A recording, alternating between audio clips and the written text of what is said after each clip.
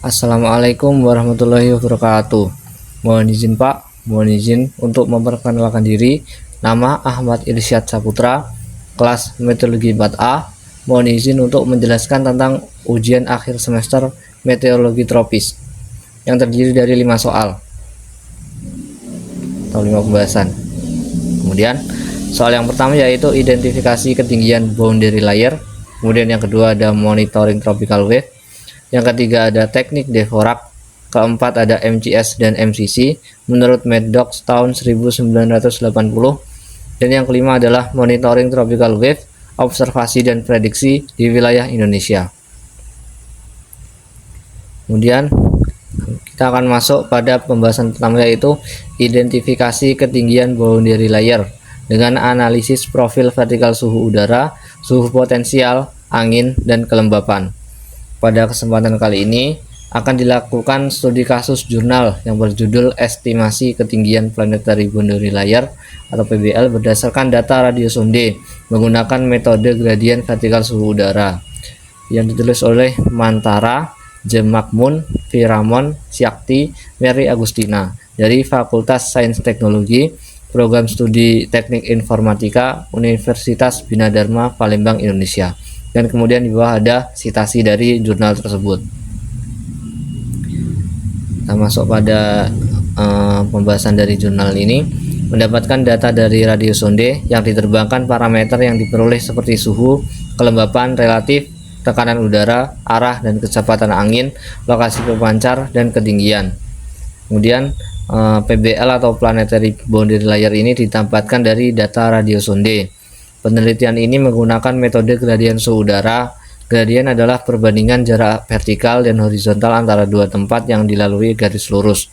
Gradien suhu adalah rasio laju perubahan temperatur atau disingkat T terhadap jarak arah aliran panas atau disingkat dt per dz.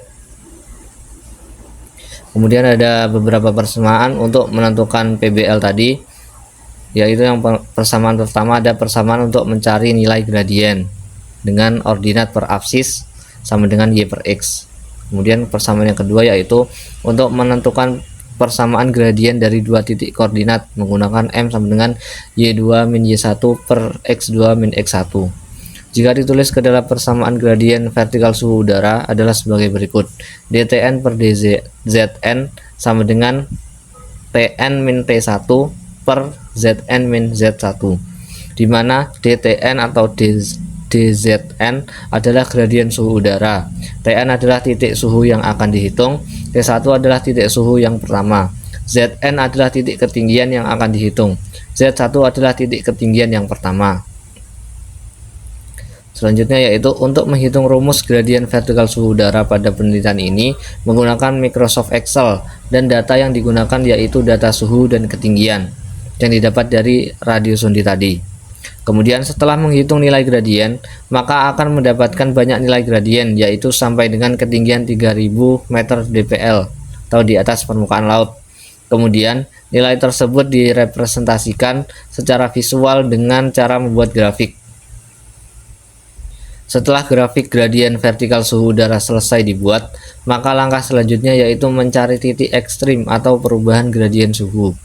Setelah titik ekstrim atau perubahan gradien suhu ditemukan, maka titik tersebut dapat dikatakan ketinggian Planetary Boundary Layer atau PBL. Nah, ini adalah data radiosonde yang didapatkan dari pengamatan di jurnal ini. Ada RS series P, Tem, RH, WinDR, WinSPD, dan UTC launch time. Keterangannya di bawahnya yaitu RS series, yaitu nama seri dari radiosonde, kemudian P adalah tekanan, TEMP titik adalah temperatur, RH adalah kelembapan relatif atau relative humidity, kemudian WinDR adalah arah mata angin, wind direction, kemudian ada WinSPD atau kecepatan angin, wind speed, kemudian ada launch time UTC. Untuk waktu penerbangan harus menyesuaikan dengan waktu bagian koordinat universal time. Setelah didapatkan data radiosonde tadi dan dimasukkan ke rumus yang saya paparkan sebelumnya, didapatkanlah grafik seperti yang ditampilkan di layar. Pada penerbangan balon radius sonde yang dilakukan pada tanggal 13 September tahun 2022 pada pukul 7.12 WIB atau 00.12 UTC, titik gradien suhu pada ketinggian di bawah kurang lebih 700 mdpl masih belum stabil. Titik gradien suhunya baru stabil ketika pada ketinggian kurang dari 700 kurang lebih 700 mdpl ke atas. Titik ekstrimnya adalah negatif 0,00504 yang berada pada ketinggian sekitar 2312 mdpl. Grafik selanjutnya ada penerbangan balon radius sonde pada tanggal 13 September 2022 pada pukul 19.00 WIB atau 12 UTC. Titik gradien suhu pada ketinggian di bawah kurang lebih 500 mdpl masih belum stabil. Titik gradien suhunya baru stabil pada ketinggian kurang lebih 500 mdpl ke atas. Titik ekstrimnya adalah negatif 0,0053 yang berada pada ketinggian sekitar 2161 mdpl. Selanjutnya ada penerbangan pada tanggal 14 September 2022 pada pukul 7.01 WIB atau 00.1 UTC. Titik gradien suhu sudah mulai stabil pada ketinggian kurang lebih 250 mdpl. Titik ekstrimnya adalah negatif 0,00472088 yang berada pada ketinggian sekitar 1851 mdpl. Adapun penerbangan balon pada 14 September 2022 pada pukul 19.00 WIB atau 12 UTC, titik gradien suhu mulai stabil mulai ketinggian kurang lebih 260 mdpl. Titik ekstrimnya adalah negatif 0,052863839 yang berada pada ketinggian sekitar 1807 mdpl. Selanjutnya ada penerbangan balon radius sonde pada tanggal 15 September 2022 pada pukul 7 WIB atau 00 UTC. Titik gradien suhu pada ketinggian di bawah kurang lebih 500 mdpl masih belum stabil. Titik gradien suhunya baru stabil pada ketinggian kurang lebih 500 mdpl ke atas. Titik ekstrimnya adalah negatif 0,0044 yang berada pada ketinggian sekitar 1838 mdpl. Kemudian ada penerbangan rason yang dilakukan pada tanggal 15 September 2022 pada pukul 13.00 WIB atau 06 UTC. Titik gradien suhu sudah mulai stabil dari ketinggian kurang lebih 100 mdpl.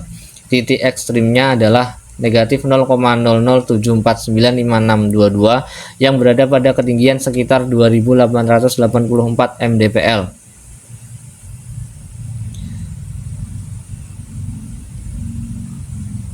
Kemudian pembahasan yang kedua yaitu monitoring tropical wave. Di sini disajikan gambar tentang monitoring tropical wave atau gelombang tropis. Ada dalam gambar ini atau grafik ini ada sumbu X dan sumbu Y, di mana sumbu X adalah zonal wave number, itu menunjukkan nomor dari gelombang berdasarkan lintang tertentu. Kemudian ada nilai negatif dan nilai positif, di mana nilai negatif menunjukkan arah gelombang menuju ke barat, sedangkan yang arah positif menunjukkan arah gelombang menuju ke timur. Itu ada di sumbu X atau di sumbu yang horizontal yang bawah. Kemudian sumbu yang vertikal atau sumbu Y-nya ada yang sebelah kanan, ada 2, 2,2, 2,5 dan seterusnya ke bawah sampai 48.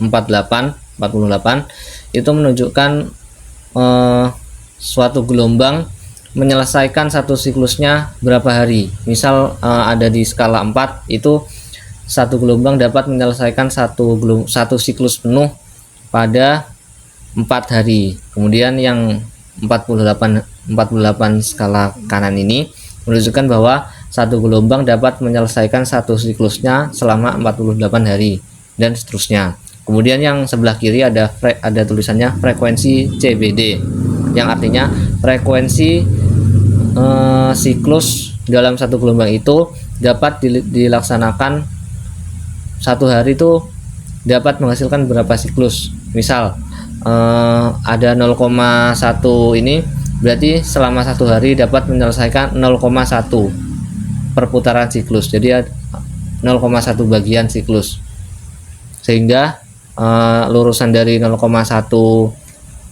yang di sebelah kiri lurus dengan 10 yang sebelah kanan, karena 0,1 itu penyelesaian gelombang dalam 1 hari, kemudian dapat menyelesaikan 1 siklus pada 10 hari.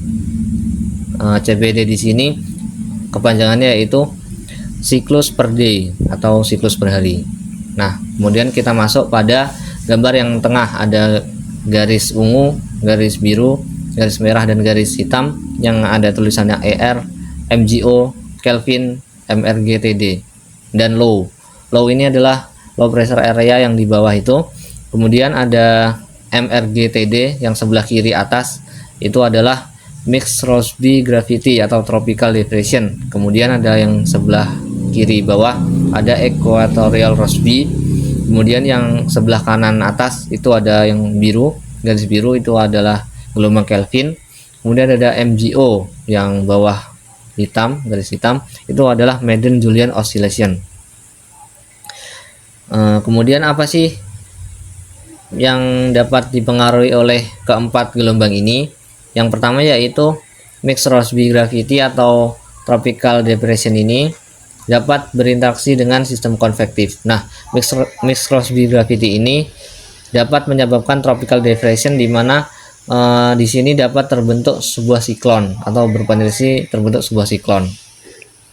Kemudian ada Tropical Rossby, juga hampir sama dengan Mixed Rossby Gravity tadi, dapat berinteraksi dengan sistem konvektif. Kemudian ada gelombang Kelvin yang dapat mempengaruhi pola angin dan pola hujan. Selanjutnya ada MGO atau Madden-Julian Oscillation, dapat mempengaruhi musim hujan dan pola angin.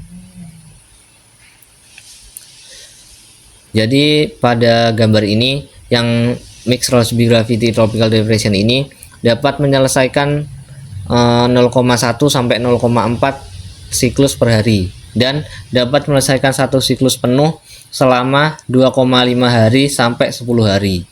Kemudian ada Equatorial Rossby, dapat menyelesaikan 0,02 sampai 0,1 siklus per hari. Kemudian ada dapat menyelesaikan 1 siklusnya selama sekitar 10 hari sampai 50-an hari. Kemudian ada MGO, dapat menyelesaikan 0,02 sampai 0,05 siklus per hari, dan dapat menyelesaikan siklusnya sekitar 20 sampai 50 hari per siklusnya.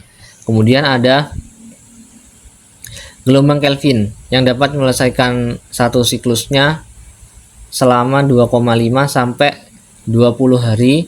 Kemudian untuk siklus perharinya dapat dihasilkan 0,6 sampai 0,4. Selanjutnya lanjut ke pembahasan ketiga, yaitu teknik Dvorak untuk penentuan tropical cyclone. Teknik Dvorak adalah metode yang digunakan untuk memperkirakan intensitas siklon tropis menggunakan citra satelit. Metode ini dikembangkan oleh Vernon Dvorak pada tahun 1970-an dan telah menjadi alat yang sangat penting bagi ahli meteorologi dalam memantau dan memperkirakan kekuatan siklon tropis. Berikut adalah tahap-tahap utama dalam teknik Dvorak. Yang pertama yaitu identifikasi dan analisis citra satelit. Yang kedua, penentuan pola awan. 3, pengukuran dan penilaian. 4, penerapan teknik Dvorak. 5, estimasi kecepatan angin dan tekanan. Dan yang keenam yaitu pembaruan dan verifikasi. Tahap pertama yaitu identifikasi dan analisis citra satelit. Pemilihan citra satelit yang sesuai. Satelit yang dipilih dapat berupa satelit inframerah atau IR, satelit cahaya tampak atau visible, atau citra uap air atau water vapor. Pengidentifikasian siklon tropis pada citra satelit berdasarkan karakteristik visual seperti awan spiral, mata atau eye, dan fitur-fitur terkait lainnya. Kemudian langkah yang kedua yaitu penentuan pola awan. Berdasarkan penampilan awan pada citra satelit, pola awan siklon diklasifikasikan ke dalam beberapa jenis seperti CDO atau Central Dense Overcast, Eye Pattern, Curve Band Pattern, dan Shear Pattern. Pola awan ini digunakan untuk memberikan estimasi awal tentang intensitas siklon tropis. Kemudian langkah yang ketiga yaitu pengukuran dan penilaian. Ukuran dan bentuk fitur awan diukur, misalnya diameter mata siklon diukur dalam citra inframerah atau cahaya tampak. Kemudian penilaian struktur awan dan simetri siklon. Struktur yang lebih simetris dan teratur biasanya menunjukkan siklon yang lebih kuat. Langkah yang keempat, penerapan teknik Dvorak. Teknik Dvorak menggunakan skala T-number atau tropical numbers untuk menilai intensitas siklon. T-number ini berkisar dari 1,0 disebut siklon lemah hingga 8,0 siklon sangat kuat. T-number ditentukan berdasarkan pola awan yang teramati. Misalnya, pola mata yang jelas dan simetris biasanya akan diberi T-number yang lebih tinggi.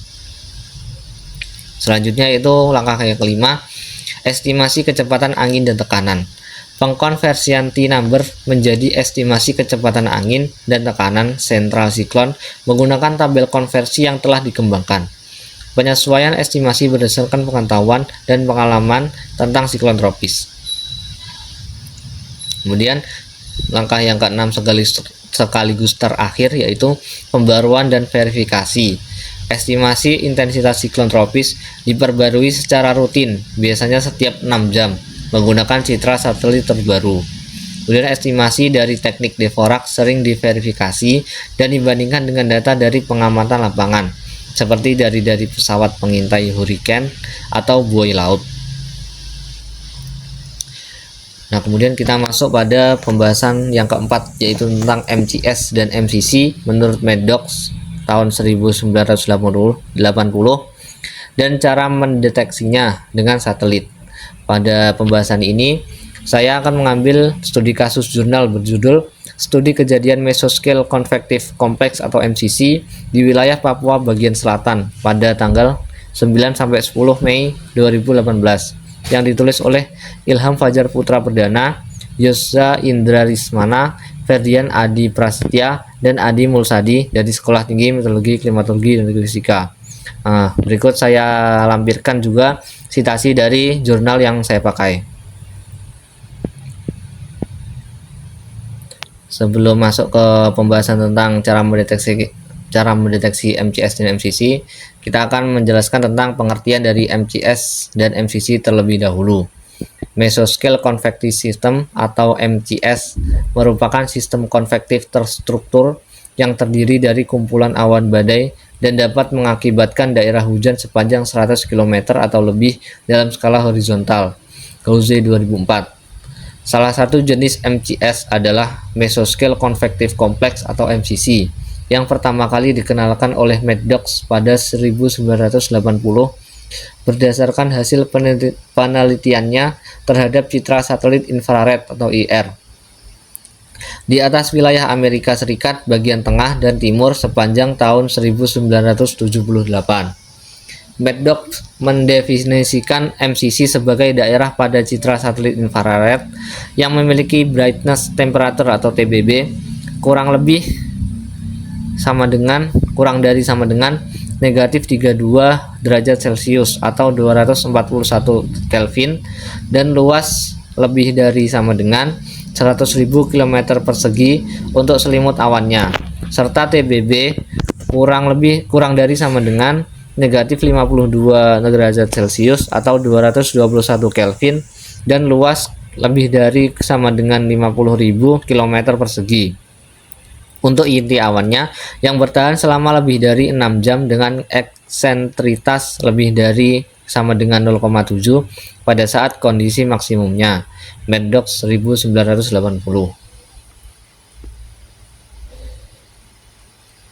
Pada jurnal ini, deteksi siklus hidup MCC di atas wilayah Papua bagian selatan diamati menggunakan citra satelit infrared per 10 menit dan diamati time series luasan dari inti awan dan selimut awan serta eksentrisitasnya yang ditampilkan pada gambar berikut. Ada garis biru, garis merah, dan garis hijau yang dapat keterangan di bawahnya, di mana ada garis biru yang merupakan inti awan, kemudian ada garis merah yang merupakan selimut awan, dan yang hijau adalah eksentrisitasnya. Pada gambar ini kita dapat melihat luasan yang ada di sebelah kiri, kemudian ada eksentrisisnya yang ada di sebelah kanan, kemudian ada waktu Indonesia Timurnya di sebelah bawah. Nah, dapat dilihat kalau eksentrisisnya dimulai pada 20.00 WIT atau waktu Indonesia Timur. Mohon maaf tadi koreksi, pada 20.00 WIT terjadi pembentukan MCC. Jadi pada awal eksentrisitas ini terjadilah awal dari MCC. Kemudian MCC ini terjadi selama 5 jam. MCC ini dimulai selama 5 jam, kemudian mencapai puncak pada jam 1 atau 5 jam setelahnya tadi, kemudian bertahan selama 5 jam, kemudian sedikit-sedikit menghilang sampai 5 jam. Jadi totalnya dari jam 8 sampai jam 11, jam 8 malam atau 20.00 sampai jam 11.00 pada hari besoknya. Nah, ini adalah visualisasi dari grafik tadi. Distribusi dan evolusi dari MCC yang tumbuh di wilayah Papua bagian selatan yang teramati dari TBB dalam derajat Celcius. Citra satelit Himawari 8 pada gambar A dan B. Kondisi sebelum kejadian MCC pada jam 15 dan 19 WIT. Kemudian pada gambar C dan D, proses MCC memenuhi kriteria Maddox dan mulai tumbuh pada jam 20 sampai 00 WIT.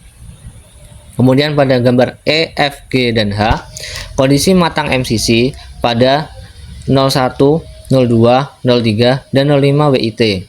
Kemudian ada pada poin I, gambar I dan J, MCC mengalami peluruhan pada jam 7 dan 10 WIT, serta gambar E, K, dan L, kondisi MCC sudah sepenuhnya tidak memenuhi kriteria Maddox pada 13 dan 16 WIT. Kemudian ada distribusi curah hujan, citra GS-Map dalam satuan mm per jam setiap 2 jam. Ada gambar A, kondisi curah hujan pada saat pukul 16.00 WIT tanggal 9 Mei 2018, dan B, gambar B, pada pukul 18 WIT pada saat MCC sebelum tumbuh. Kemudian pada gambar C dan D, kondisi saat MCC mulai tumbuh di Papua bagian selatan. Pada gambar E, F, G, dan H, distribusi saat MCC mencapai puncaknya. Daerah hujan meluas dan memanjang baik di atas daratan Papua maupun perairan Laut Arafura. Kemudian pada gambar I, J, dan K, curah hujan yang ada mengalami pelemahan senada dengan melemahnya MCC. Pada gambar L, curah hujan sudah melemah setelah MCC sepenuhnya meluruh dan tidak memenuhi kriteria yang ada. Nah, kita masuk pada pembahasan soal yang kelima sekaligus terakhir, yaitu tentang monitoring tropical wave, observasi dan prediksi di wilayah Indonesia.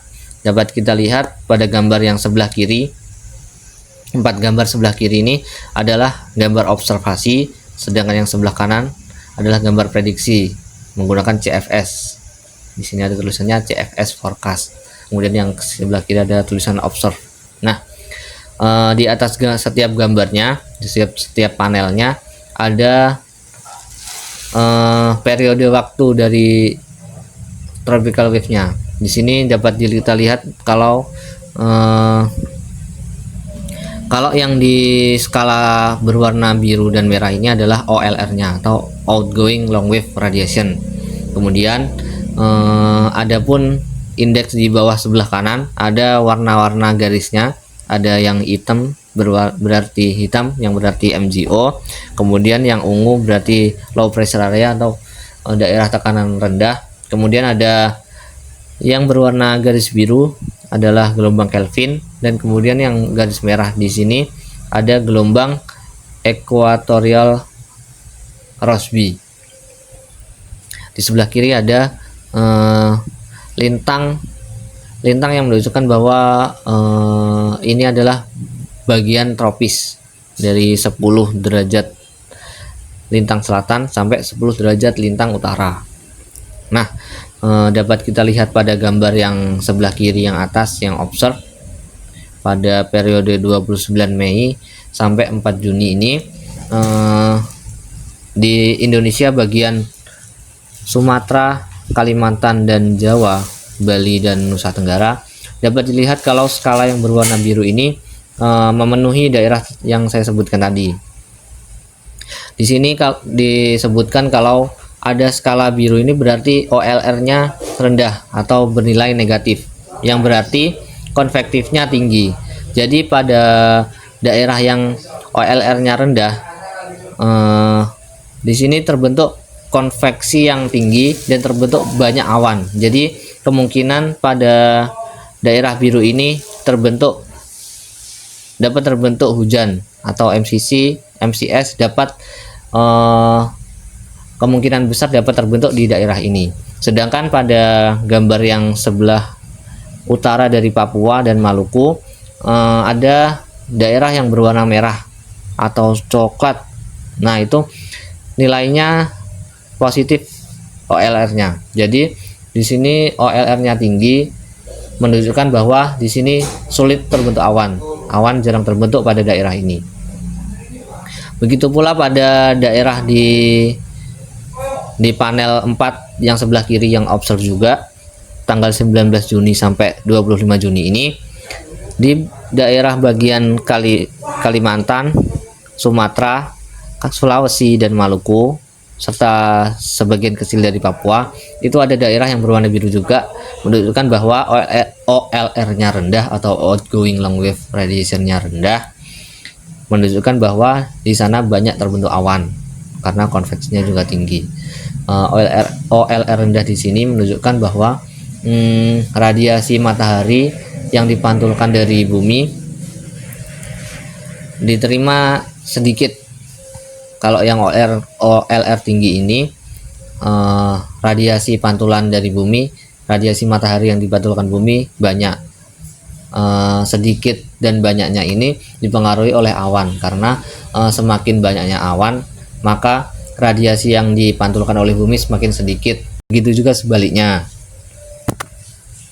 Kemudian pada data yang sebelah kanan, panel yang nomor 5, panel yang CFS forecast yang atas, paling atas tanggal 26 Juli sampai 2 Juli 26 Juni sampai 2 Juli ini daerah di Papua, Sulawesi, Kalimantan dan sebagian kecil dari Sumatera ini terbentuk daerah OLR yang rendah sehingga konveksi di sini tinggi dan dapat menimbulkan banyak awan. Kemudian selain grafik dari OLR yang ada di sebelah kiri 7D OLR with CFS forecast ini, ada juga garis-garis yang berwarna hitam, ungu, biru, dan merah ini. Dapat kita lihat pada panel pertama, panel kiri atas nomor 1 ini, ada yang dari daerah Sumatera, ada garis hitam. Ini adalah daerah yang dipengaruhi oleh MGO, di mana terlihat di sini warna biru atau OLR-nya lebih sedikit, sehingga di sini kemungkinan besar dapat terbentuk banyak awan. Di mana OLR-nya sudah rendah dan juga di sini dipengaruhi MGO, pastinya di sini banyak terbentuk awan dan kemungkinan besar terbentuk MCS atau MCC. Kemudian mohon izin koreksi, kalau di daerah tropis tidak terjadi MCS namun dapat terjadi MCC. Kemudian ada garis ungu di daerah Papua, Maluku dan sebelah timur dari Sulawesi, Pulau Sulawesi. Ini ada low pressure area atau tekanan rendah. Kemudian di daerah Sulawesi Utara bagian utara, di sana ada Kelvin wave atau gelombang Kelvin, di mana di sini terjadi pengaruh dari gelombang Kelvin. Kemudian ada di daerah Jawa Timur, Bali, Nusa Tenggara. Ini ada garis yang berwarna merah, di mana garis berwarna merah ini adalah Equatorial Rossby. Jadi pada daerah ini dipengaruhi oleh Equatorial Rossby. Nah, sekian pembahasan UAS meteorologi tropis dari saya. Ada kurang lebihnya mohon dimaafkan dan terima kasih atas perhatiannya. Wassalamualaikum warahmatullahi wabarakatuh.